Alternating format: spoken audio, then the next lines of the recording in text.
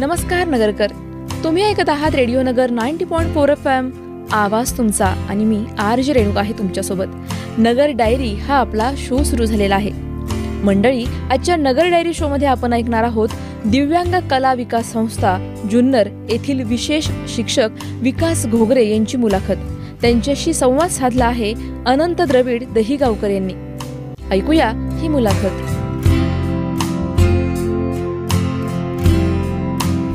नगरकर रसिकांनो, नमस्कार. आज आपल्या रेडिओ नगरमध्ये माननीय श्री विकासरावजी घोगरे सर हे आलेले आहेत आणि सगळ्यात महत्त्वाचं म्हणजे सरांचा परिचय म्हणजे सर जुन्नरमध्ये मतिमंद मुलांची शाळा चालवतात. आज रेडिओ नगरमध्ये सर तुमचं मनापासून खूप खूप स्वागत. धन्यवाद. नमस्कार. जुन्नरमध्ये सर तुम्ही हे जे कार्य जे करताय, मतिमंद मुलांची शाळा आपण चालवताय, तर या पाठीमाग त्याच मुलांची शाळा का चालवावी असं का वाटलं तुम्हाला? नक्कीच सर. सर्वप्रथम आपल्या रेडिओ नगरच्या सगळ्या श्रोत्यांना विकास घोगरेकडनं सगळ्यांना नमस्कार. खरं तर सर तुम्ही माझी ओळख देतानाच सांगितलं की आपण मतिमंद मुलांची शाळा चालवतात. खरं तर मतिमंद म्हणणंच खरं चुकीचं आहे. तर आपण बौद्धिक अक्षम असा आपण शब्द प्रयोग. तर आपण बौद्धिक अक्षम मुलांसाठी कार्य करतो. हे कार्य करत असताना बऱ्यापैकी समाजामध्ये सगळ्यांना हेच माहिती आहे की मतिमंद मुलांच्या शाळा किंवा मूकबधिर मुलांच्या शाळा किंवा आता जे सगळं फॅड निघालेलं आहे ते म्हणजे इंग्लिश मिडियमच्या शाळा. तर शाळा म्हटलं की आपण फक्त जिथे शिक्षण दिलं जातं अशा ठिकाणाला आपण शाळा म्हणतो. परंतु आपल्या इथे आपण आपली जी बौद्धिक अक्षम मुलं आहेत त्यांना इथे आपण शिक्षणही देतो, त्यांना व्यवसाय प्रशिक्षण देतो, त्यांच्या निवासाची सोय केलेली आहे. म्हणजे सर्वार्थाने आपण त्यांचा सर्वांगीण विकास करण्याच्या दृष्टीने आपण आपल्या दिव्यांग कला विकास केंद्राच्या अंतर्गत कार्य आपलं सुरू आहे. शिक्षणाचा पाया जो म्हणतो की पूर्वी सर्वसाधारणपणे अगदी पूर्वी 7वी फायनल झालं की मनुष्य शिक्षक व्हायचा, त्यानंतर D.Ed आलं, B.Ed आलं, M.Ed आलं. म्हणून मतिमंद मुलांना शिकवताना याचं काही विशेष प्रशिक्षण असतं का? अगदी बरोबर. आम्ही जेव्हा समाजामध्ये आपण जसं आपण तुम्ही म्हणालात तसं की D.Ed B.Ed केलं की आपण त्याला शिक्षक म्हणतो, तसंच आम्ही आमची ओळख समाजामध्ये विशेष शिक्षक म्हणून करून देत असतो. कारण आम्ही आमच्या विशेष मुलांना शिकवत असतो. म्हणजे सर्वार्थाने सर्वसामान्यपणे आपण ज्या मुलांना सर्वसामान्य मुलं म्हणतो त्याच्यापेक्षा वेगळी मुलं म्हणजे जी विशेष मुलं आहेत आणि त्या विशेष मुलांना शिक्षण देणारे शिक्षक म्हणजे विशेष शिक्षक. तर मग हे विशेष शिक्षण घेत असताना मग त्याच्यामध्ये आपलं D.Ed आहे, B.Ed आहे, M.Ed आहे, परंतु ते विशेष शिक्षकांचं. तर मी स्वतः BA सायकोलॉजी केलेलं आहे. त्यानंतर मी DSEMR म्हणजेच diploma in special education for mentally retardation, ज्याला आता आपण D.Ed म्हणूया. त्यानंतर मी B.Ed केलेलं आहे. ते देखील माझं मेंटली रिटार्डेशन म्हणजेच बौद्धिक अक्षम मुलांसाठी माझं B.Ed आहे. यानंतर मी आता सध्या MSW करतोय. MSW मध्ये माझं काउन्सिलिंग आहे आणि त्यामध्येही पुढे मी PhDच्या अनुषंगाने सध्या आपल्या मुलांचं जे लैंगिक वर्तन आहे त्या संदर्भात मी PhDच्या अनुषंगाने शिक्षण घेतोय. आता या मुलांना जे शिकवताना अशी काही विशिष्ट लिपी वगैरे असते का सर? काही त्याला काही कोड वर्क्स वगैरे आपण म्हणूया? खरं तर अंध लोकांना जेव्हा शिकवलं जातं तर त्यांच्यासाठी ब्रेल लिपीचा वापर केला जातो. म्हणजे ठिपक्यांच्या अनुषंगाने ते स्पर्शातून त्यांची ती भाषा तयार केलेली आहे. म्हणजे अगदी 6 ठिपक्यांवर त्यांचा खेळ आहे. म्हणजे सगळी भाषा जी आहे ठिपक्यांवर पूर्ण यांची ब्रेल लिपी असते. त्यानंतर जी आपली कर्णबधिर मुलं आहेत त्यांच्या वेगवेगळ्या साईन लँग्वेज असतात आणि आपल्या सर्वसामान्य माणसाला जे आपल्याला दिसतं किंवा जे आपल्याला ऐकायला येतं आणि तेच आपण सत्य मानतो. आणि म्हणून मला असं वाटतं की अंधांसाठी ब्रेल लिपी, मूकबधिर मुलांसाठी साईन लँग्वेज, परंतु माझ्या लेकरांसाठी म्हणजे बौद्धिक अक्षम मुलांसाठी आम्ही जी वापरतो ती आमची देखील एक भाषा असते आणि ती म्हणजे प्रेमाची भाषा. आपल्याला ह्या मुलांना शिकवत असताना बऱ्याच वेळा आपल्या सर्वसामान्य मुलाला एकदा सांगितलं तरी लक्षात येतं. जास्तीत जास्त 2 वेळा 4 वाजता वेळा सांगू शकतो. परंतु या बौद्धिक अक्षम मुलांना म्हणजेच सर्वसामान्यपणे जो मतिमंद शब्द वापरला जातो या मुलांना आपल्याला प्रेमाने शिकवावं लागतं. म्हणजे एकच गोष्ट त्यांना 100 वेळा नव्हे तर 1000 वेळा किंवा त्याहूनही जास्त वेळा शिकवावं लागते, सांगावी लागते आणि त्यातूनच हे करतात. परंतु जर आपण शब्दशः अर्थ घेतला तर अशी मतिमंद मुलांना शिकवणारी अशी विशिष्ट लिपी नाहीये, परंतु प्रेमाची भाषा आहे. प्रेमाने मनुष्य जग जिंकू शकतं. आता अर्थात ही मुलं जी आपण म्हणतोय मतिमंद म्हणण्यापेक्षा ज्यांची बौद्धिक क्षमता निसर्गाच्या अवकृपेमुळे कमी आहे अशा मुलांना समजताना आपण ज्याला म्हणतो की उदाहरणार्थ त्याला शाबासकी देणे, त्याच्याकडनं एखादं छोटंसं गाणं बसून घेणे, या सगळ्या गोष्टी करताना सर तुम्ही हे जे ट्रेनिंग केले कुठल्या कॉलेजला केलंय सर? नाशिकमध्ये प्रबोधिनी विद्या मंदिर आहे, तिथे माझं सेंटर होतं. पण खरं तर हे NIMHचं किंवा RCI म्हणजे RCI कडनं आपल्याला म्हणजे भारतीय पुनर्वास केंद्र जे आहे त्यांच्याकडून आपण हे विशिष्ट कोर्सेस चालतात, म्हणजे DED चालतं, ज्याला RCI ची मान्यता लागते. म्हणजे खरं तर तुम्ही पाहाल की जर एखादा डॉक्टर आहे किंवा एखादा विशिष्ट तज्ज्ञ आहे तर त्याला तुम्हाला त्याचं स्वतःचं लायसन लागतं. तसं आमच्या विशेष शिक्षकांचं सुद्धा त्याला तुम्हाला RCIचं प्रमाणपत्र लागतं. तुम्हाला हा विषय का निवडावा असं वाटलं? अगदी खूप छान सर. म्हणजे मला स्वतःला आनंद वाटेल हे सांगताना. बऱ्याचदा जर तुम्ही पाहिलं ना तर आपल्या भारतामध्ये सामाजिक कार्य, समाजकार्य म्हणजे तुम्ही पाहाल की आदरणीय आपले गिरीश कुलकर्णी सरांचं केवढं मोठं काम आहे. हो बरोबर. मग त्यानंतर आपल्या सिंधुताई सकपाळ असतील, बाबा आमटे असतील, हे सगळे जी लोकांची नावं आहेत हे लोक खूप मोठं सामाजिक कार्य करतात.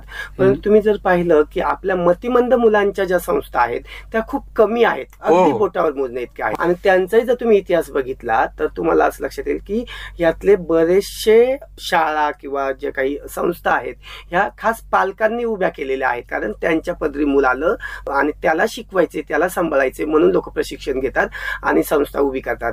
परंतु माझ्या बाबतीत मी असं म्हणेल की आपण सगळे अध्यात्माला मानणारे लोक आहोत, तर मला असं वाटतं की ईश्वराने माझी ह्या कार्यासाठी निवड केलेली असावी.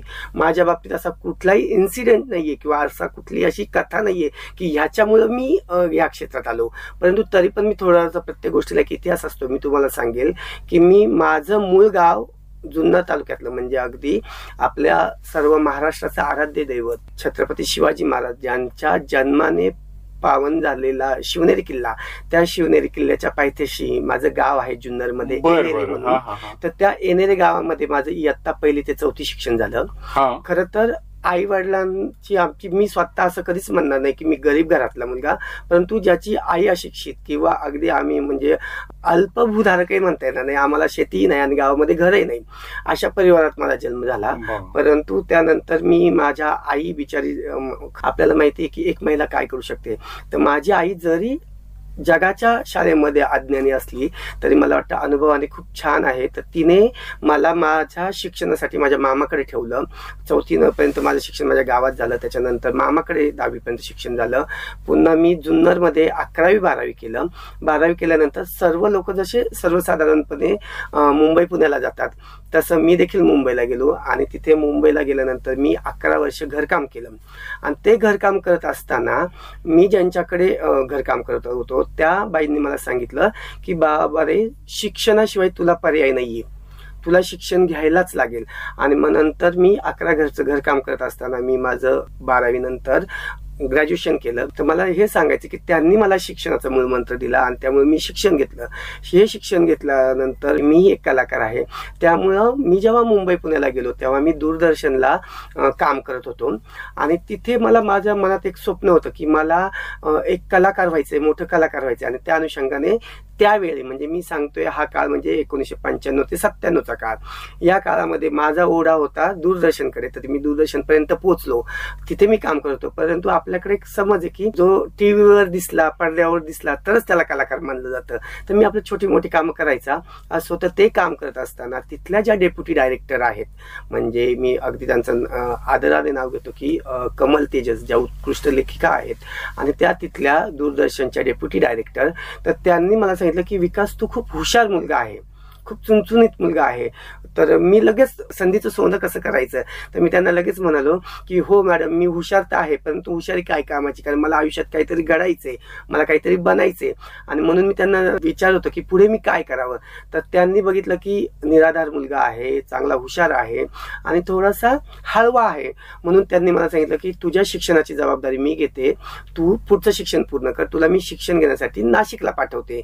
तर मी नाशिकला, तुम्हाला माहिती आहे की आपल्या प्रसिद्ध अभिनेत्री निशिगंधा वाड यांच्या ज्या मावशी आहेत, म्हणजे विजया वाडची मोठ्या बहिणी आदरणीय रजनीताई लिमये यांची संस्था आहे. तर तिथे मी डीएड केलं. डीएड करत असताना मला पहिले 6 महिने कळलंच नाही की मी नक्की कसलं शिक्षण घेतोय. म्हणजे मला असं वाटायचं की मी कलाकार होणार आहे, परंतु तिथे सगळं ते मेंदू आणि मग मानवाचा जन्म या सगळ्या गोष्टी म्हणजे सगळं शरीराचं सांगत होते आणि मला काही कळतच नव्हतं. मला असं वाटलं की थोड्या वेळेसाठी मी काही डॉक्टर वगैरे होतोय का काय, परंतु एवढं ज्ञान त्या वयात होतं की डॉक्टर होण्यासाठी तुम्हाला BSc सायन्सचं बॅकग्राऊंड असावं लागतं. आणि मी जेव्हा तिथे डीएड करत होतो, मग ते करत असताना तेव्हा आम्हाला त्या लिमये मॅडमांनी सांगितलं की तुम्ही ह्या क्षेत्रात का आलात मला माहित नाही. म्हणजे कुणाला छोटं भावंड असेल त्याला सांभाळायचे, किंवा कुणाला शाळेमध्ये नोकरी हवी आहे, किंवा कुणाला स्वतःची संस्था काढायची आहे. तुम्ही कुठल्या भावनेने आलात मला माहित नाही, परंतु ह्या क्षेत्रात एकतर कमी लोक येतात, आलीत तर ती टिकत नाहीत. त्यामुळं तुम्ही कृपा करून ह्या क्षेत्रातून बाहेर जाऊ नका. आणि म्हणून मग मी विचार केला की मला ह्याच क्षेत्रामध्ये काम करायचं. आणि मग मला कळलं की मी एक विशेष शिक्षक होते, म्हणजे मी मतिमंद मुलांना सांभाळ. आणि हे विशेष शिक्षक घेण्यासाठी आपल्या यशवंतराव चव्हाण मुक्त विद्यापीठाच्या आदरणीय डॉक्टर शशी गायकवाड असतील किंवा डॉक्टर महाले असतील, यांनी मला अगदी मुलाप्रमाणे जीव लावला आणि त्यांनी माझ्या शिक्षणाचा संपूर्ण खर्च त्यांनी केला. याचसोबत त्यांनी मला वेळोवेळी शिक्षण क्षेत्रामध्ये मार्गदर्शन देखील केले. आणि आज जे आपण दिव्यांग कला विकास केंद्र जे चालवतोय हे आदरणीय डॉक्टर शशी गायकवाड यांच्याच मार्गदर्शन खाली चालवतो. आणि त्यामुळं खरं तर आपण हे काम करत असताना आपल्याला प्रत्येकाला कुणाचा तरी आशीर्वाद लागतो. आणि आज माझ्या पाठीशी डॉक्टर शशी गायकवाड यांचा भक्कम आशीर्वाद आहे, याचा मला खूप अभिमान वाटतो. मी डीएड झालं आणि त्याच वेळी मला नगरमध्ये तुमच्या अगदी दिल्ली गेटच्या बाजूलाच असलेली महिला मंडळाची शाळा आहे, तिथे मला जॉब लागला ॲज अ विशेष शिक्षक म्हणून. आणि त्या दरम्यान माझा संपर्क म्हणजे आपलं जे स्नेहालय आहे, म्हणजे आदरणीय गिरीजी कुलकर्णी यांच्या संस्थेशी मी जोडलं गेलो. आणि तिथे मला खरं तर माझा सामाजिक कार्याचा एक पाया रोवला गेला. आणि तिथून पुढे मी म्हटलं की आता आपल्याला या क्षेत्रातून बाहेर पडायचं नाही. आणि म्हणून आजही मी ह्या मतिमंद बौद्धिक अक्षम दिव्यांग मुलांची सेवा करत आहे. सर, त्या महिला मंडळामध्ये तुम्ही जेव्हा जॉब करत होता, मती मुलांसाठी काय असं सेक्शन वगैरे होतं का? जाणीवपूर्वक तुम्हाला कुठल्या बेसवर तिथे घेतलं? तिथे त्यावेळी सर्व शिक्षा अभियानाच्या अंतर्गत असं युनिट होतं. म्हणजे तुम्ही 8 मुलं जर एखाद्या अपंग मुलं घेतली, नाही आता अपंगांना दिव्यांग म्हणतात, तर त्या 8 मुलांना घेऊन तुम्ही शिकवायचं आणि मग तुम्हाला शासनाचा पगार सुरू होतो. अशा भावनेने तिथे मी लागलो होतो. परंतु माझा ओढा तिकडे मुंबईकडे असल्यामुळे मी तो जॉब सोडून दिला. नंतर मी मतिमंद मुलांच्याच इंग्लिश मीडियम शाळेमध्ये कामाला लागलो. तिथे मी 9 वर्ष काम केलं. आणि सर, मला तुम्ही आता बोलताना तुमच्या बोलण्यात स्नेहालयाचा उल्लेख आला. स्नेहालयाविषयी सर तुम्ही काय जाणताय? तर माझं 2005ला डीएड कम्प्लीट झालं आणि मी लगेचच परीक्षा देऊन इथे जॉईन झालो होतो. आणि त्यावेळी स्नेहालयामध्ये वेगवेगळी शिबिरं घेतली जायची आणि त्या शिबिरांमध्ये तिथले जे लाभार्थी आहेत त्यांना डान्स शिकवण्यासाठी मी जात होतो. त्यावेळेच जर जे कुणी श्रोते ऐकत असतील तर त्यांना या कदाचित माहित असेल की 2006 मध्ये नगरमध्ये काहीतरी नृत्य स्पर्धा होती. त्या नृत्य स्पर्धेमध्ये मी आपल्या स्नेहालयाच्याच अंतर्गत जो काही एक प्रकल्प चालला होता अंध मुलांसाठी, त्या अंध मुलांचं मी समय नृत्य ठेवलं होतं. आणि त्यावेळी मला समाजाला हा मेसेज द्यायचा होता की आम्हाला जरी दिसत नसेल तरी आम्ही समाजाला प्रकाश दाखवू शकतो. म्हणजे आमच्या आयुष्यात जरी प्रकाश नसेल तरी आम्ही तुम्हाला प्रकाशाकडे नेऊ शकतो. अक्षरशः तुम्हाला खोटं वाटेल की 8 मुलांनी अंध म्हणजे टोटली ब्लाइंड मुलांनी डोक्यावर समय ठेवून नृत्य केलं होतं. आणि त्याला म्हणजे सहकार सभागृहामध्ये ते कॉम्पिटिशन झाले होते आणि तिथे अंध मुलांना प्रथम पारितोषिक मिळालं होतं. ज्यांना डोळे नाहीत परंतु ज्यांना ज्ञानमय डोळे आहेत अशा मुलांकडनं ज्यावेळेस तुम्ही एखादी छानपैकी कोरिओग्राफी करून घेता, सर तुम्ही या शिक्षण क्षेत्राकडे वळता सगळ्यात महत्वाचं म्हणजे तुमच्या व्यक्तिमत्वावर तुमच्या आईचा प्रभाव खूप दिसतोय मला. तुम्ही बोलण्यातून सर म्हणते की आई शिकलेली नाही परंतु तिला वास्तवाची जाणीव होती की हा पुढे जाण्यासाठी आणि याचा पाया पक्का होण्यासाठी याला शिक्षणाची गरज आहे. आईने तुम्हाला सर घडवलं. मग त्या आईच्या अपेक्षा असतील ना की याने आजूबाजूला माझ्या जवळ राहावं, याने माझी सेवा करावी वगैरे, असं या बाबतीत मग तुम्ही आपलं जे दिव्यांग कला विकास केंद्र आहे त्याच्या अंतर्गत आपला नंदनवन नावाचा एक प्रकल्प चालतो. त्या प्रकल्पामध्ये आपण 18 वर्षापुढील मुलांना तिथे निवासाची सोय केलेली आहे. कारण समाजामध्ये म्हणजे आज मला वाटतं 20-22 वर्ष झाले की मी ह्या क्षेत्रामध्ये कार्य करतोय. तर इथे मला असं बघायला मिळालं की प्रत्येक दिव्यांग पालकांना किंवा बौद्धिक अक्षम मुलांच्या, मतिमंद मुलांच्या पालकांना भेडसावणारी समस्या म्हणजे आम्ही गेल्यानंतर आमच्या मुलांचं काय, असा प्रश्न त्यांना पडतो. आणि म्हणून आपण नंदनवन प्रकल्प सुरू केला आणि त्या नंदनवन प्रकल्पामध्ये आपण 18 वर्षाच्या पुढील मुलांना निवासाची सोय करतो. निवास म्हटलं की मग सगळंच आलं. मग सकाळी उठल्यापासून त्यांचा अंघोळ असेल, शिशू असेल, त्यांचं साफसफाई असेल, त्यांचं शिक्षण असेल, त्यांचं खाणंपिणं असेल, त्यांचा आनंद असेल, ह्या सगळ्या गोष्टी आपल्याला कराव्या लागतात. आणि म्हणूनच तुम्ही म्हणताय की आईची सेवा मी केली पाहिजे, परंतु मला तर असं वाटतं की माझी आईच माझ्यासोबत ह्या दिव्यांग मुलांची सेवा करते. आजही माझी आई ह्या मुलांना तिथे स्वयंपाक बनवते, म्हणजे माझ्यासोबत ती त्यांनाही लेकरांना खाऊ घालते. आणि हा दुहेरी संगम आहे. आणि खरं तर प्रत्येक यशस्वी पुरुषामागे एक स्त्री असते असं आपण म्हणतो. पण मी खूप नशीबवान आहे की माझ्या पाठीमागे 3 स्त्रिया आहेत. म्हणजे एक तर माझी जन्मदात्री माझी आई आहे, माझी धर्मपत्नी जी स्वतः विशेष शिक्षिका आहे, ती देखील मतिमंद मुलांनाच शिकवते. आणि माझी मुलगी आहे, ती देखील नृत्य शिकते. आता सध्या ती 11वीत आहे आणि ती देखील मला ह्या मुलांना नृत्य शिकवण्यामध्ये किंवा आम्ही मुलांना बाहेर घेऊन जातो तेव्हा ती मदत करत असते. त्यामुळे मला असं वाटतं की माझ्या आईची जी इच्छा आहे ती मी कितपत पूर्ण करतोय मला माहित नाही, परंतु माझ्या आईने आजही ह्या लेकरांची सेवा करते. खरं तर लोक मला कित्येकदा, आम्ही 3 भावंडे आहेत, प्रत्येक वेळेस मला लोक बोलतात की तुमची आई कुणाकडे असते. तर मला तर समाजाला मेसेज द्यावा असं वाटतं, आई कुणाकडे असण्यापेक्षा अहो मीच जन्मापासून माझ्या आईकडे राहतोय, तर आईला कसं काय हे करायचं. त्यामुळं होतंय आता आई आणि आम्ही सोबतच आहोत. सर, ज्यावेळेस आता ही तुमची संस्था जी आहे, तुमच्या संस्थेचं नाव काय सर? दिव्यांग कला विकास केंद्र. दिव्यांग कला विकास केंद्र. सर, हा तुम्ही रजिस्टर ग्रुप केलाय? हा आपली धर्मदाय रजिस्टर संस्था आहे. म्हणजे याला सहाय्यक धर्मदाय आयुक्तांकडे तुमचा हा ग्रुप म्हणजे अधिकृत आहे की ज्याला एक विशिष्ट नंबर असतो. सर, तुमच्या संस्थेला काही शासनाची आर्थिक मदत वगैरे काही? नाही, शासनाची आपल्याला कुठलीच मदत मिळत नाही, कारण आपला जो प्रकल्प आहे हा 18 वर्षा पुढील मुलांसाठी आहे. आणि सर, मला हेच म्हणायचंय की सर्वसामान्य तुम्ही काही घरचे श्रीमंत नाहीत आणि आज तुम्ही तुमच्या संस्थेमध्ये आज तुम्ही म्हणताय सर एवढी 20-22 मुलं आहेत. या मुलांना शिकवताना तुमची त्रेधा त्रिपट होते असं मी म्हणणार नाही, परंतु सर घर म्हटलं की चूल आली, चूल म्हटलं की लाकडं आली, तशी 22 मुलं म्हटल्यावर सर त्यांना खाणं पिणं आलं. या गोष्टी सर तुम्ही कसं याचा सगळ्यात समतोल साधता सर? खरं तर सर तुम्ही बोलताना उल्लेख करताय की आपली ही संस्था आहे, तर खरं ही कागदोपत्री सामाजिक संस्था आहे, परंतु माझ्या दृष्टीने हे आमचं एक मोठं कुटुंब आहे. आणि ह्या कुटुंबाला चालवण्याची जबाबदारी सगळ्यांचीच आहे. आणि तुम्ही पाहाल की अंध असतील, कर्णबधिर मुलं असतील, ही बौद्धिक दृष्ट्या सक्षम असतात, त्यामुळे ती स्वतःच्या पायावर उभी राहतात. ही मुलं स्वतःच्या पायावर उभी राहू शकत नाही. म्हणजे खरं तर आपण त्यांना व्यवसाय प्रशिक्षण देतोय, आपण त्यांना वेगवेगळ्या गोष्टी शिकवतोय, परंतु ते स्वतःच्या पायावर उभी राहू शकणार नाही. त्याचं कारण असं आहे की मूलतः तुम्ही पाहाल की जर एखादं, झाडाचे अनेक प्रकार आहेत आणि तुम्ही वेली बघितल्या तर वेल ही सदैव दुसऱ्यावरच अवलंबून असते. म्हणजे वेलीला वरती चढताना दुसऱ्या झाडाचा आधार घ्यावा लागतो, तर तशी ही मुलं आपली वेलीप्रमाणे आहेत. परंतु तरी देखील ईश्वराने ही सृष्टी जी जन्माला घातलेली तर निरर्थक असं काहीच नाही. आणि त्यामुळं आम्ही, आमच्याकडे जी मुलं राहतात, आम्ही ज्या मुलांची काही त्यांची क्षमता आहे त्या क्षमतेनुसार आम्ही कामाची विभागणी केलेली आहे. म्हणजे एखाद्या मुलाला कपडे धुवायला आवडेल, एखाद्याला झाडू मारायला आवडेल, एखाद्याला दुसऱ्यावर लक्ष ठेवायला आवडतं, दुसऱ्याची काळजी घ्यायला आवडतं, एखाद्याला अगदी दादागिरी करायला आवडतं, परंतु त्या लेवलला आम्ही त्याला त्याची कामं देतो. फक्त त्याचं प्रमाण ठरवतो. म्हणजे दादागिरीनं तुम्ही बोलायचंय पण किती बोलायचंय, भांडी घासायची आहेत पण किती घासायची. म्हणजे भांडी घासतायत म्हणून तुम्ही दिवसभर त्या मुलाला भांडीच घासायला द्यायची असं नाही. अंध तरी असले तर ते बुद्धिजीवी असतात. परत ब्रेन लिपीचा अभ्यास केल्यामुळे आज अनेक आपण दिव्यांग आपले बंधू आणि भगिनी चांगल्या चांगल्या पोस्टवर कार्यरत आहेत सर, कारण त्यांची बौद्धिक क्षमता खूप छान असते. नंतर कलेच्या क्षेत्रात दिव्यांगाने अगदी गरुड भरारीच मारलेली आहे.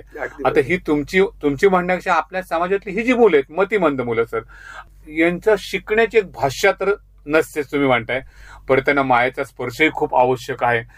किती वर्ष आपली संस्था सुरू झालेली आहे? खरं तर या क्षेत्रामध्ये मी 20 वर्ष झाले पूर्ण आहे. आणि सर, या क्षेत्रामध्ये असा एखादा परिपूर्ण मुलगा आहे का की ज्याला परिपूर्ण म्हणजे मी कुठल्या दृष्टिकोनातून म्हणतोय सर, की त्याच्या बौद्धिक दृष्टिकोनातून नाहीये, पण तो तुमच्या संस्थेतून काहीतरी शिकून गेलाय आणि स्वतःसाठी जगण्यासाठी त्याला आयुष्यात जी रोजीरोटी लागते ती मिळण्यासाठी काही धडपड करतोय? काय झालं की मी जेव्हा तुम्हाला सांगितलं की माझी 20 वर्ष ह्या क्षेत्रामध्ये मी कार्य करतोय, तर मतिमंद मुलांच्या बाबतीत असं होणं शक्य नाही की त्यांनी काहीतरी केलं आणि स्वतःचा व्यवसाय उभा केलाय किंवा स्वतःचा संसार उभा केलाय, कारण त्यांना मर्यादा पडतात. परंतु 20 वर्षामध्ये मी तुम्हाला एक इथे सांगू इच्छितो की एखादा अंध मुलगा मतिमंद असेल असं नाही, एखादा कर्णबधीर मुलगा मतिमंद असेल असं नाही, किंवा एखादा म्हणजे हाताने किंवा पायाने अपंग मुलगा मतिमंद असेल असं नाही. परंतु एक मतिमंद मुलगा अंधही असू शकतो, कर्णबधीर असू शकतो किंवा शारीरिक व्यंग असणारा देखील असू शकतो. आणि म्हणूनच आपण काय केलं की आपल्या संस्थेच्या माध्यमातून आपण 18 वर्षाच्या पुढील मुलांचा सांभाळ करतो. यापुढे आपण 18 वर्षाच्या पुढील मुलांना व्यवसाय प्रशिक्षण देतो, त्यातून त्यांच्या योग्यतेनुसार मग अगरबत्ती बनवणं असेल, कापडी पिशव्या बनवणं असेल किंवा हस्तकलेच्या गोष्टी असतील, म्हणजे तोरण आहेत किंवा भेटवस्तू आहेत, त्या आपण बनवून घेत असतो, दिवे बनवतो. आणि आता यापुढे म्हणजे मागाशी तुम्ही जो प्रश्न विचारला की तुम्ही हा एवढा गाडा कसा चालवता, तर आपल्याला समाजातले काही दातृत्ववान दाते आहेत, ते त्यांच्या कुणाचा वाढदिवस असेल, कुणाचा पुण्यजनांचं पुण्यस्मरण असेल, त्या अनुषंगाने ते आपल्याला थोडंफार मदत करत असतात. आणि मला आता असं वाटायला लागले की आपण या मुलांना दुसऱ्याच्या जीवावर किती दिवस जगवणार. आणि म्हणून आपण काय केलं की आपल्यातले जे काही अंध बांधव आहेत किंवा कर्णबधीर बांधव आहेत, तर ज्यांना कला, त्यांच्याकडे काहीतरी विशिष्ट कला आहेत, तर असं आपण एक दिव्य स्वर नृत्यम नावाचा एक आपण ऑर्केस्ट्रा तयार केलेला आहे.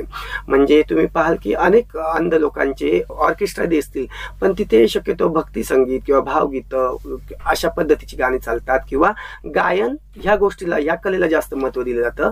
परंतु आपलं जे दिव्यांगांचा जो आपला दिव्य स्वर नृत्यम नावाचा ऑर्केस्ट्रा आहे, याच्यामध्ये आपण आपली मुलं नृत्य देखील करतात. आणि मग या ऑर्केस्ट्राचं आयोजन आपण वेगवेगळ्या ठिकाणी करत असतो. त्यातून येणाऱ्या मानधनातूनही आपला बऱ्यापैकी मग आपलं लाईट बिल असेल, संस्थेचं भाडं असेल किंवा आपले जे काही कार्यकर्ते आहेत त्यांचं मानधन आहे, ते आपण त्याच्यातून भागवत असतो. सर, तुम्ही मला असं विचारलं की तुम्ही यातला तुमचा एखादा कलाकार किंवा एखादा व्यक्ती स्वतःच्या पायावर उभा आहे का, तर मी तुम्हाला अगदी अभिमानाने सांगेल की कोरोना येण्याच्या अगोदर म्हणजे 2019ला आपल्या संस्थेची एक विद्यार्थिनी जी मिस व्हीलचेअर झालेली आहे, म्हणजे दिव्यांगांमधली सर्वात सुंदर मुलगी, तिला म्हणजे अगदी कोरोनाच्या अगोदर आम्ही तिला घेऊन तिकडे गेलो होतो. तिने छान फॅशन शो मध्ये तिने भाग घेतला होता. तिथे आपले महाराष्ट्राची तिने लावणी सादर केली होती, जिला 2 पाय नाहीयेत परंतु तिने लावणी सादर केली होती. तर फॅशन शो मध्ये तिने इतका छान तिचा मेकअप होता की तिथे मिस व्हीलचेअरचा किताब मिळाला. या व्यतिरिक्त आपला एक विद्यार्थी आहे जो मूकबधीर आहे, तो उत्कृष्ट लावणी नृत्य करतो.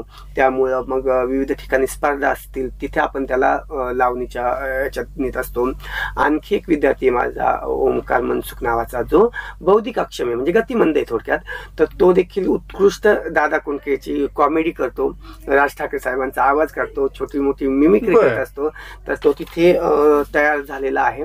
आणि अजूनही आपली इच्छा आहे पुढे, आणि मी स्वतः म्हणजे आपला दिव्य स्वर नृत्यम तर आहेच, याशिवाय मी आदरणीय भारूरत्न चंदाताई तिवारी यांच्याकडे भारुडाचं प्रशिक्षण घेतलेलं आहे.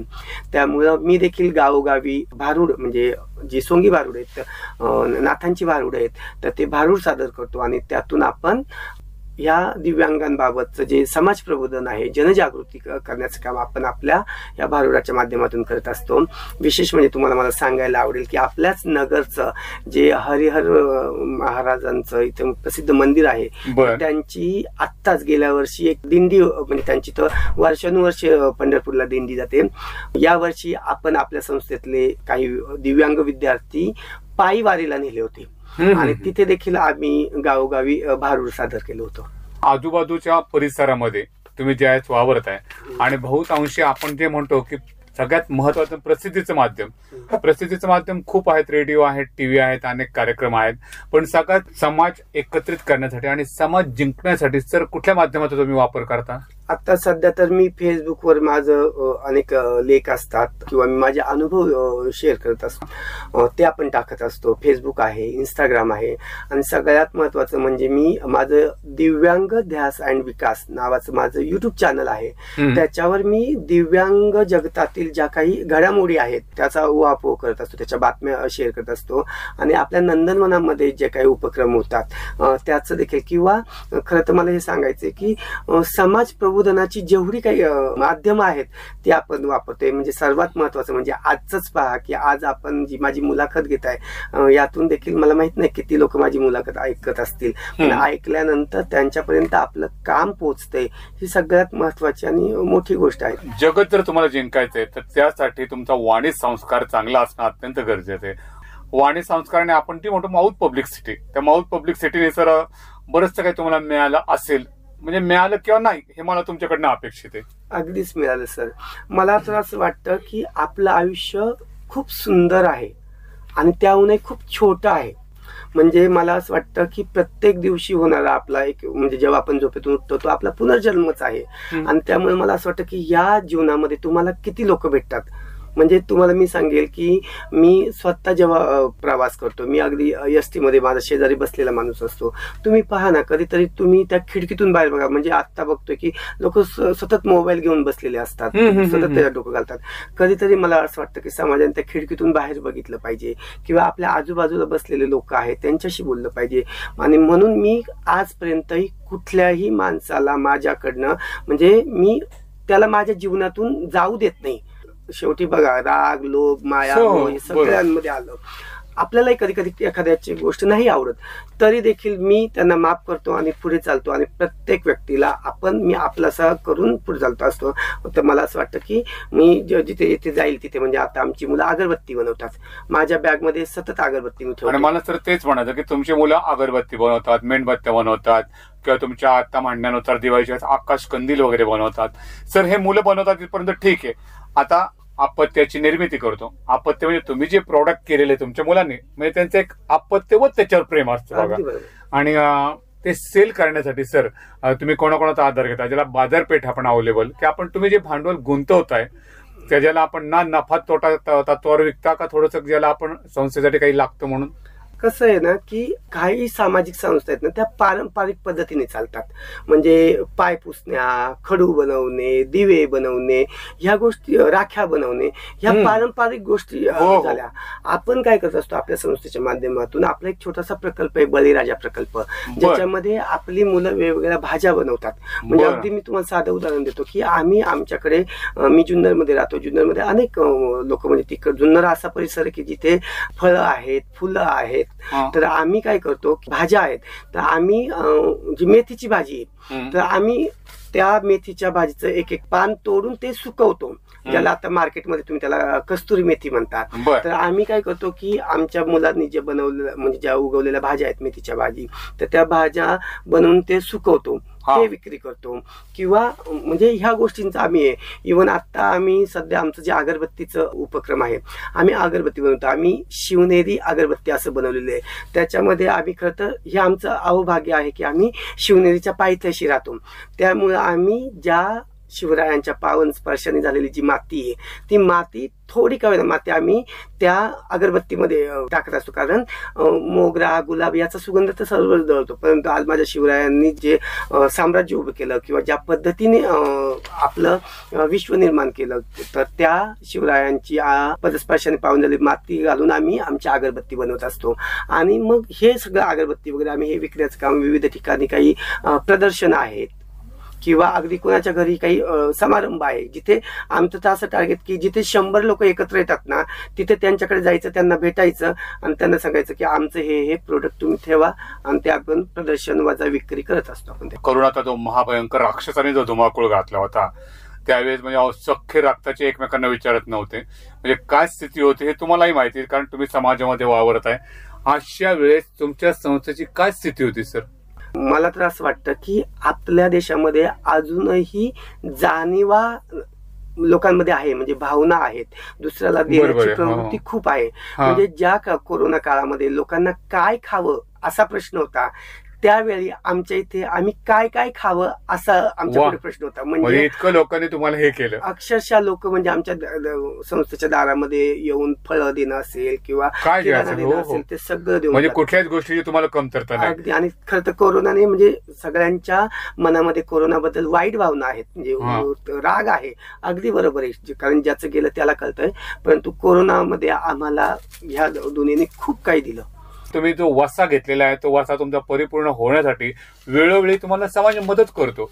या समाजाला तुम्हाला देताना किंवा समाजाकडनं घेताना सर तुम्हाला म्हणजे कुठल्या अपेक्षा अजून समाजाकडनं तुम्हाला व्हाव्या असं वाटतंय? आपली संस्था ग्रामीण भागामध्ये काम करते. हो हो बरोबर. त्यामुळं अन्नधान्य, पाणी, कपडा याची आजपर्यंत मला कधीच वाढवा पडली नाही तुम्हाला. हा, परंतु आम्हाला उणीव भासते ती कुठली की आमच्याकडे हे काम करायला लोक मिळत नाही. बर बर. म्हणजे आज जेव्हा मी एवढ्या मुलांचा सांभाळ करतो तर ती मुलांचा सांभाळ करत असताना मी एकटा कुठपर्यंत त्यांना पुरणार आहे. लोकांनी अशा सामाजिक संस्थांना भेटी दिल्या पाहिजे किंवा त्यांच्या समस्या जाणून घेतल्या पाहिजे. मला हेही माहितीये की कुठलीही सामाजिक संस्था ही समस्येला घेऊनच कार्य करते, तिच्या समस्या कधीच संपणार नाही. त्यातल्या त्या कमी करण्यासाठी समाजाने प्रयत्न करावा.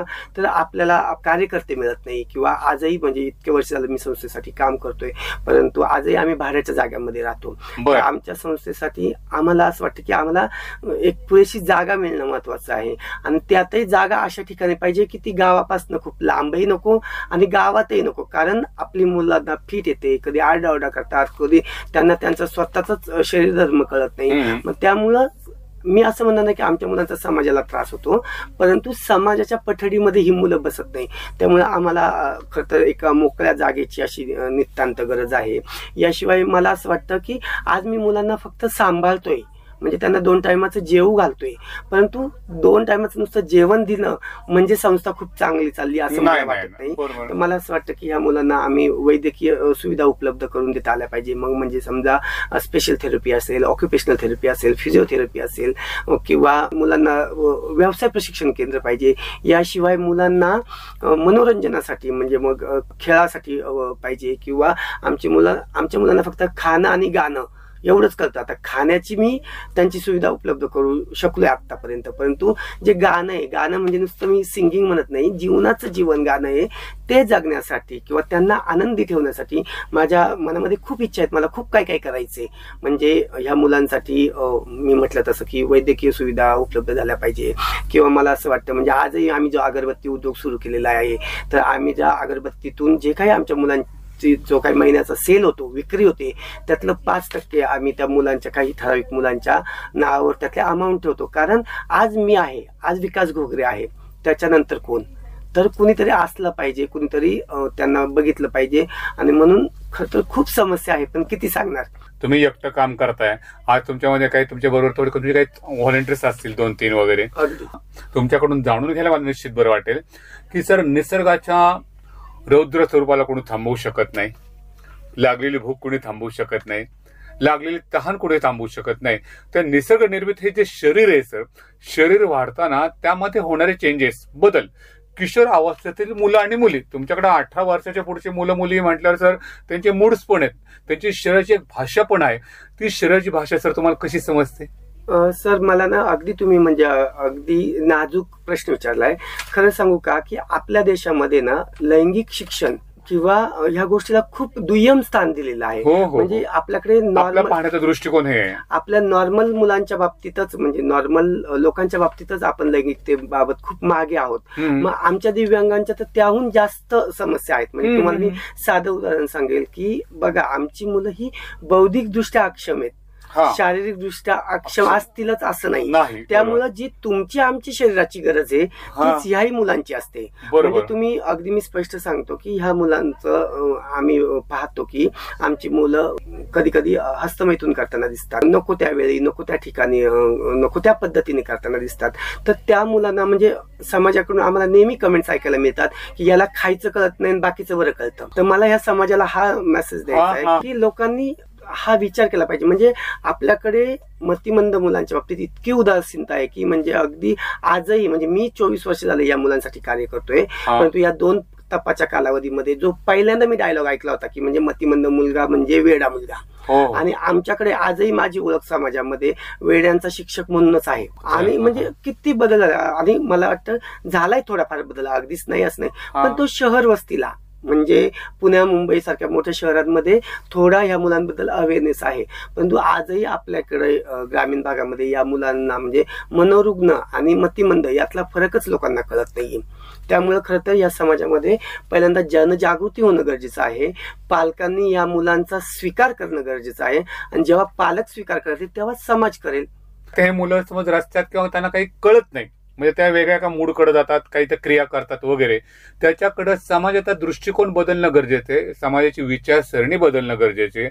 तर या सगळ्या प्रवाहामध्ये काही काही पालक, आई आणि वडील दोघेही नोकरीला आहेत आणि त्यांच्या पोटी एखादा आपत्ती आहे आणि ते त्याला पूर्ण वेळ देऊ शकत नाही, म्हणजे त्याच्या ज्या गरजा आहेत, अशी काही मुलं वगैरे सर तुमच्याकडे आणून सोडतात पालक वगैरे? हो, जेव्हा मी 18 वर्षाच्या पुढच्या मुलांचा सांभाळ करतो ना, माझ्याकडे शक्यतो त्रासलेलेच पालक मुलांना आणून सोडतात की नाही बुवा आता कंटाळलो म्हणजे नकोच, म्हणजे अक्षरशः मला सांगायला वाईट वाटतं. म्हणजे वर्ष झालं तरी पालक मुलाला बघायला येत नाही. मी तुम्हाला सांगेल की माझ्या म्हणजे अगदी जवळच्या गावामध्ये मी जेव्हा सर्व्हे करत होतो, जेव्हा हे काम सुरू केलं, तेव्हा मी पाहिलं की माझ्या अगदी बाजूच्या गावामध्ये एक मुलगी वय वर्ष 33 आणि त्या मुलीचं साधं रेशनिंग कार्डवर नाव सुद्धा नाही. मग मतिमंदत्वाचा दाखला मिळणं ही तर खूप लांबची गोष्ट. म्हणजे बऱ्याचदा लोकांना असं वाटतं, म्हणजे ग्रामीण भागातले लोक मला बऱ्याचदा विचारतात की सर आम्हाला सरकार काही करत नाही, सरकारच्या अनेक योजना आहेत, पण ते तुम्ही सरकार दरबारी गेलं तर म्हणजे लोकांकडे साधं या मतिमंद मुलाचं सर्टिफिकेट पण नसतं आणि त्यांना असं वाटतं की आम्हाला काही मिळत नाही.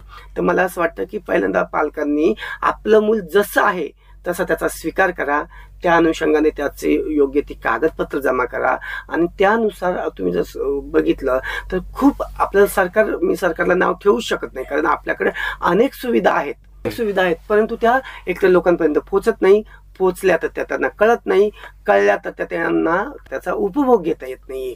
ते दोन प्रकारचे पालक असतात. म्हणजे एक तर की आमचं गेल्या जन्मीचं पाप आहे म्हणून ही ब्याद आमच्या नशिबी आली, असेही म्हणणारे पालक आहेत. आणि त्याच्या विरुद्ध असेही पालक आहेत की हा म्हणजे आमच्याकडे देवाचा आत्मा आहे, म्हणजे हा जेव्हापासून आमच्या घरात जन्माला आलाय तेव्हापासून तो आमच्या घरात मध्ये खूप भरभराट झालेली आहे, पण ते फक्त आर्थिक दृष्ट्या विचार करतात आणि त्यामुळे ते काय करतात, त्या मुलाला काही करूच देत नाही. अक्षरशः तुम्ही पाहाल की त्या मुलाला म्हणजे तहान लागायच्या अगोदरच त्याला पाणी देतात, भूक लागायच्या अगोदरच जेवण देतात. मग ते मूल शिकणार कसं? आणि काय होतं की जेव्हा मूल छोटं असतं, लहान असतं, तेव्हा ते गुटगुटीत असतं, छान वाटतं, जोपर्यंत त्याच्या होठावर मिशा फुटत नाही तोपर्यंत ते त्यांना चांगलं वाटतं. पण जेव्हा मुलाला मिशा येतात, मुलाचं एकदम धष्टपुष्ट होतं, आणि त्यावेळी काय होतं म्हणजे मूल जेव्हा 20-25 वर्षाचं होतं तेव्हा मूल धड टाकत होतं आणि आई वडील म्हातारे झालेले असतात, आणि मग त्यांना असं वाटतं की आता याला सांभाळायचं कसं किंवा याचं कोण बघणार, आणि मग त्यावेळी ते आमच्याकडे येतात. नॉर्मल मुलं आणि मुली ज्या वयात येतात सर, त्या त्यांचे मूड्स खूप वेगळे होतात. आता तुम्ही विचार करा की तुमच्यासारखी मतिमंद मुलं जे आहेत ते पण ज्या वयात यायला लागतात त्यावेळेस त्यांचा भावनिक असा मोठा स्फोट कुठं होतो का? मुलींच्या बाबतीत तुम्हाला असा काही अनुभव आलाय का सर? काही आहे ना, पण त्यामध्ये ना सर पालक देखील आहेत ना, म्हणजे तुम्हाला आपल्या ह्या मतिमंदत्वाबद्दल ना समाजामध्ये अनेक गैरसमज आहे.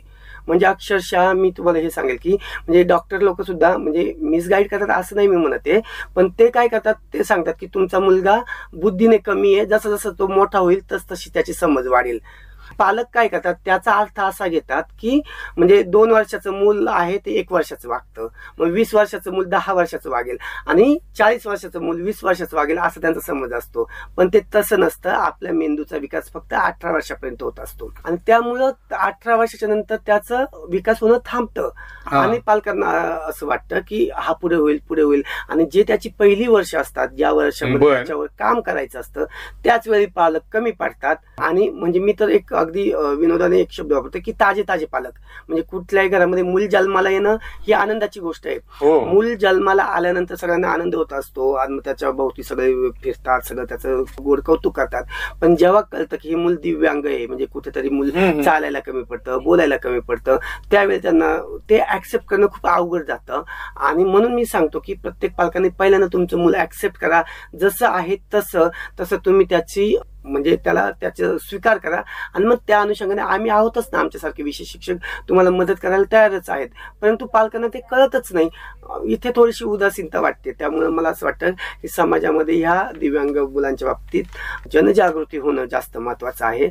आणि तुम्ही असं जे विचारलं की बाबा ह्या मुलांचा स्फोटक, तर कसं आहे की शेवटी भरलेला पेला तो उतू जाणारच. म्हणजे तुम्ही जर तो पिलात तर ठीक, नाही पिलात तर तो उतूच जाणार आहे ना. तर तसंच आपल्याही मुलांच्या बाबतीत आहे की त्यांना योग्य शिक्षण प्रशिक्षण देणं गरजेचं आहे. मुलींचे विषय थोडे अवघड आहेत. बऱ्याचदा काही काही समाजामध्ये असं म्हटलं जातं की नाही हो, त्याला थोडीशी समज कमी आहे, लग्न झालं तर तो बरा होईल, किंवा लग्न झाल्यावर त्याला कळेल, जबाबदारी पडल्यावर कळेल. पण काय होतं ना सर, की मुलांच्या बाबतीत ठीक आहे, हल्ली तर म्हणजे मी कुणाला दोष आरोप नाही करत आहे, परंतु बऱ्याच ठिकाणी मी असं पाहतो की या 20 वर्षामध्ये मी असं बघितलं की ज्यांची आर्थिक परिस्थिती चांगली आहे ते पालक आम्हाला नेहमी सांगतात की आमचा मुलगा असा असा आहे, पण त्याला एखाद्या गरीबाची मुलगी द्या. पण गरीबाच्या मुली आणायच्या कुठून? तुम्ही हा विचार करत असताना तुम्ही तुमच्या मुलाचा विचार करता, त्या मुलीचं काय? कारण शेवटी लग्न हे दोन जीवांचं मिलन आहे, दोन आत्म्यांचं मिलन आहे. त्यामुळे तिथे लोक कमी पडतात. आणि म्हणून मला असं वाटतं की दिव्यांग मुलांच्या बाबतीत लोक लग्न हा उपाय असू शकेल असं वाटत नाही.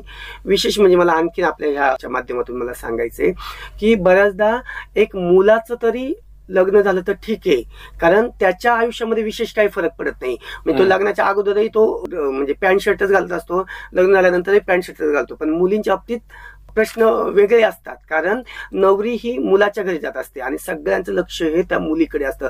ती चालते कशी, बोलते कशी, वागते कशी, बसते कशी, ती स्वयंपाक येतो का, जोरात बोलते का, नाही का, ह्या सगळ्या गोष्टी बघत असतात.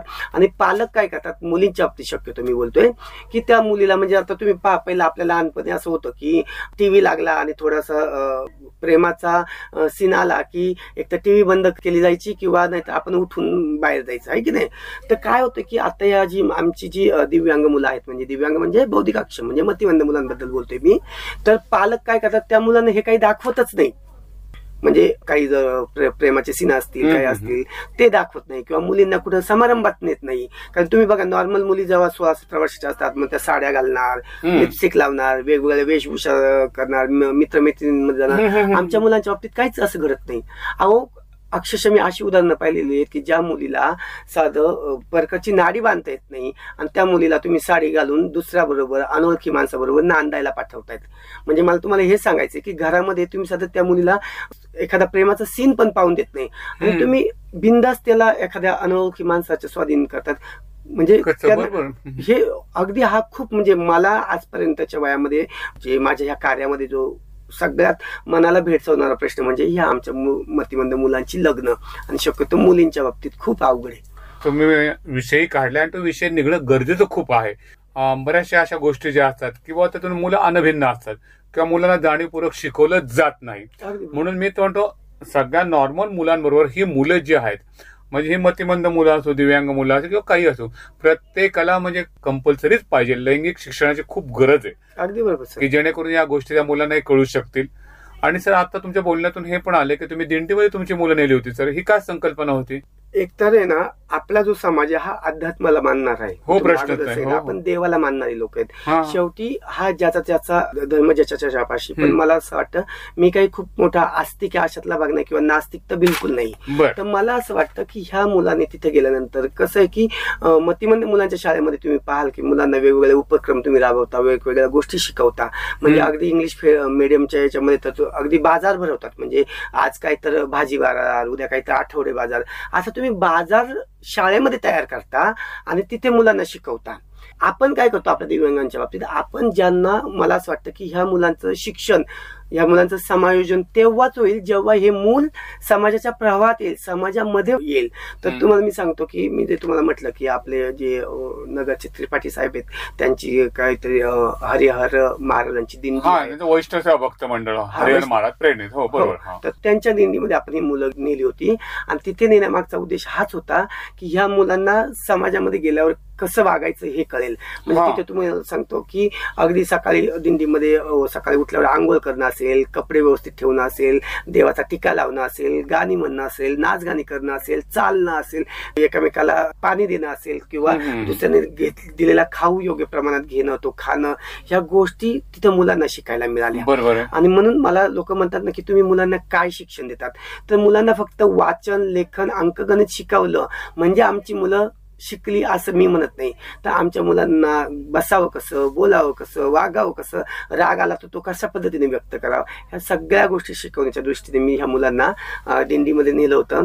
आणि जर मला असं वाटतं की समाजाचा जर मला सपोर्ट राहिला, म्हणजे जो तो आहेच, तर मला असं वाटतं की वर्षानुवर्ष जी आपली वारकरी संप्रदायाची परंपरा आहे ती परंपरा आम्ही ह्या दिव्यांगांच्या बाबतीत पण आम्ही तसंच करणार आहोत.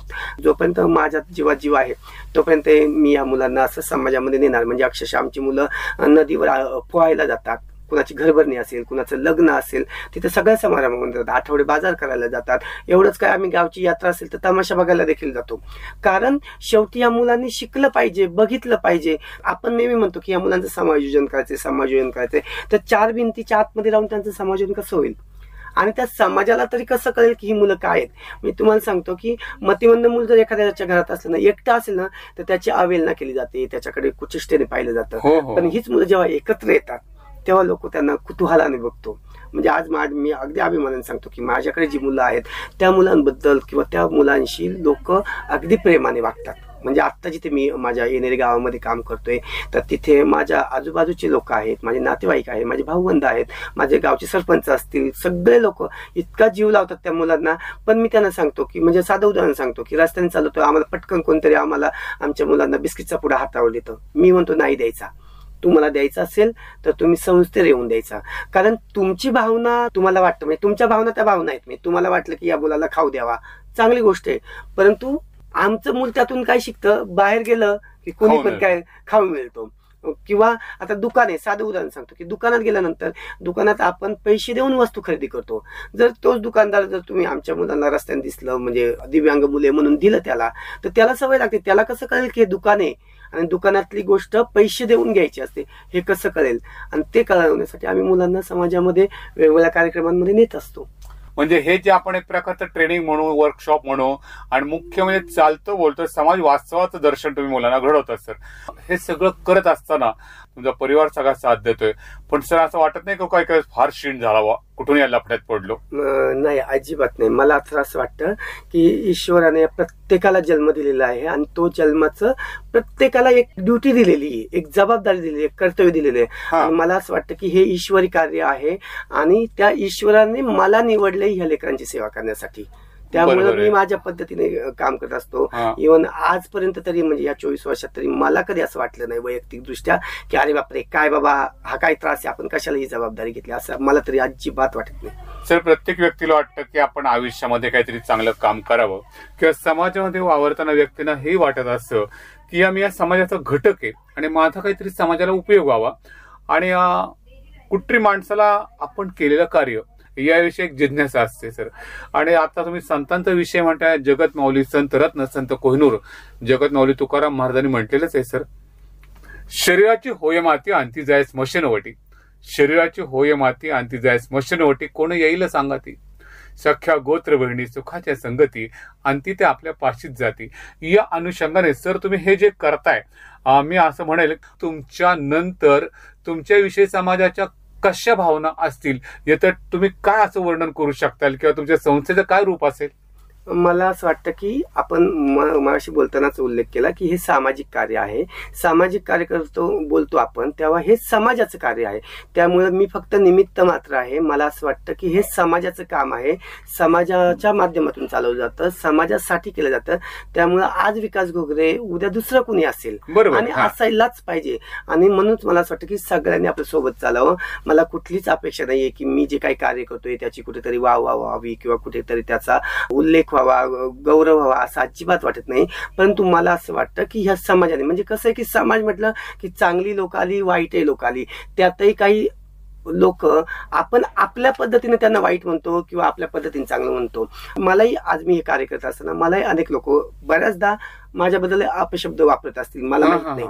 परंतु कसं आहे की मी माझं काम चांगलं की वाईट मला माहित नाही, पण मी माझं फक्त काम करतोय, ते समाजाने ठरवावं चांगलं की वाईट, कारण जो तो आपल्या आपल्या पद्धतीने त्या कामाला बघत असतो.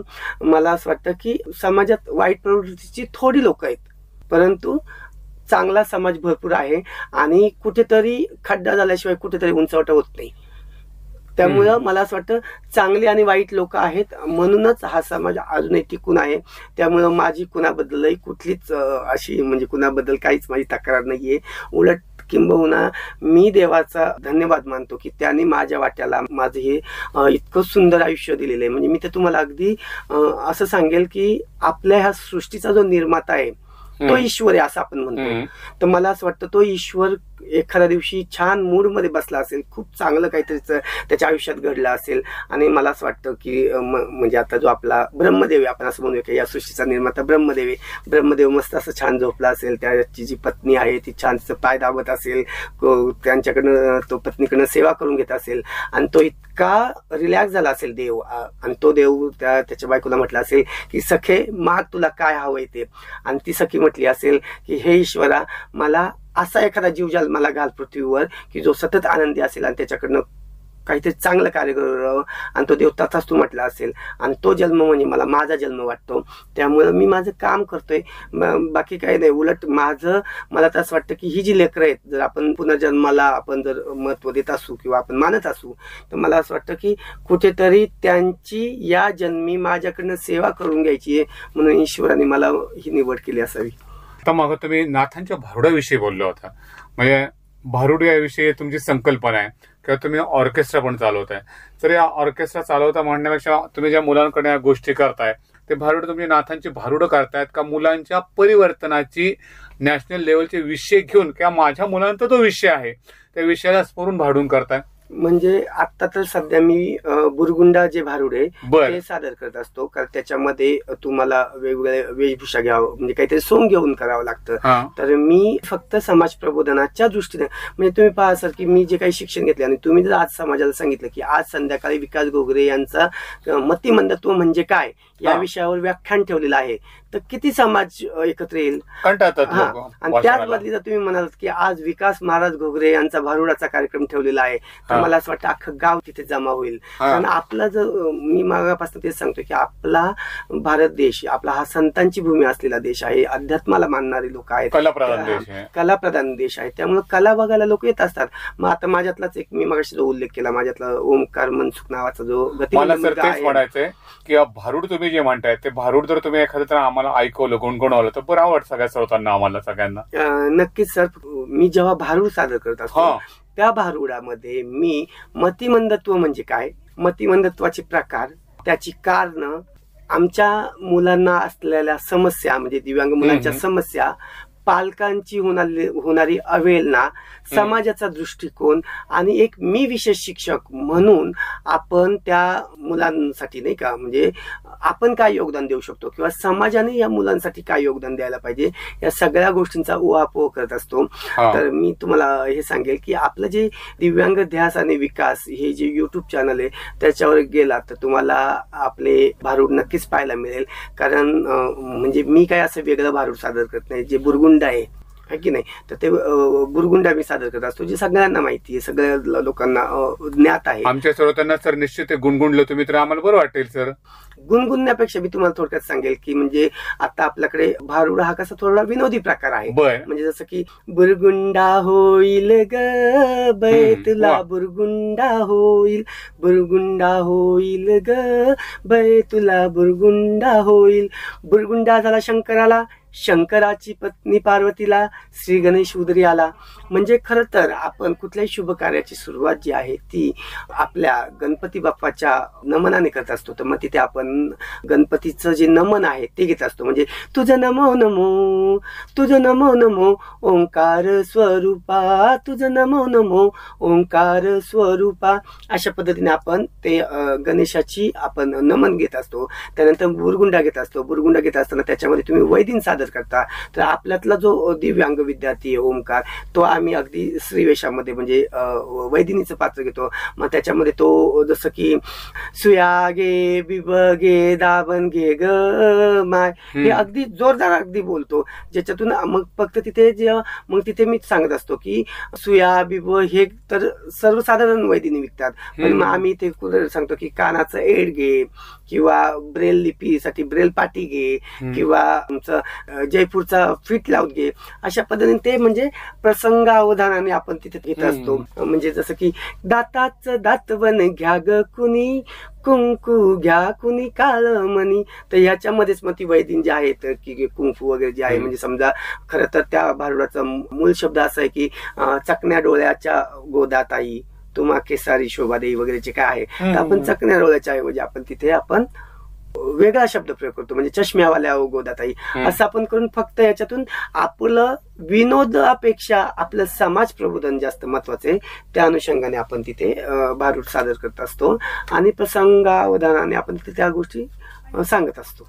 सर, तुमच्या या सगळ्या जगरहटी मांडण्याचा तुम्ही जो हा प्रपंच मांडलाय, मतिमंद मुलांचा प्रपंच, शिक्षणाचा, त्यांच्या उन्नतीचा, यामध्ये सर काय असतं की बऱ्याचशा आपण चांगल्या बाजूच सांगतो, पण एखादा असा जो हृदयस्पर्शी प्रसंग आहे, असं काही घडले का सर आपल्या आयुष्यात? अगदीच. म्हणजे मी तुम्हाला सांगेल की जेव्हा मी मागाशी म्हटलं ना की सर्वे करत होतो, तर सर्वे करताना एक पाहिलं की एक 33 वर्षाची मुलगी, म्हणजे एक जित्ता जागता जीव तुमच्या घरामध्ये जन्माला आहे, पण त्याचे साधे रेशन कार्डवर नोंद सुद्धा नाहीये. किंवा तुम्हाला एक सांगेल की मी एका लग्नाला गेलो होतो आणि तहान लागली, म्हणजे आपल्याकडे शक्यतो मे महिन्यामध्ये लग्न होतात, आता केव्हाही होतात लग्न, पण जेव्हा म्हणजे उन्हाळ्यामध्ये लग्न व्हायची, तर मग मी आणि माझी मिसेस चाललो होतो आणि आम्हाला तहान लागली म्हणून आम्ही एका घरामध्ये आम्ही पाणी मागायला गेलो.